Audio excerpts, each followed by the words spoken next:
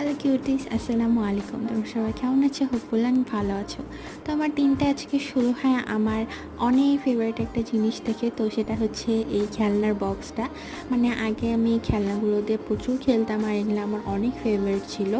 তো এগুলো আমার অতিরিক্ত পছন্দ থাকার কারণে আমার মাম্মা এগুলো যত্ন করে রেখে দিয়েছিল, যাতে আমি বড় হয়ে আবার দেখতে পারি আর ইচ্ছা হলে খেলতেও পারি। তো এগুলো দিয়ে কিছুক্ষণ খেলার পর আমি বাগানে এসে একটা অ্যালোভেরার টুকরো নিতে, কারণ আমার মুখে অনেক পিম্পল বের হয়েছিল। তো অ্যালোভেরাটা নিয়ে আসলাম, তারপর আমার কাছে কলার খোসা ছিল, তো সেটার উপর একটু অ্যালোভেরাটা ঘষে নিয়ে আমি মুখে অনেকক্ষণ প্রায় 5-6 মিনিটের মতো একটু ম্যাসাজ করলাম। আর তার সাথে আমি তরমুজের খোসাও মুখে একটু ঘষেছি।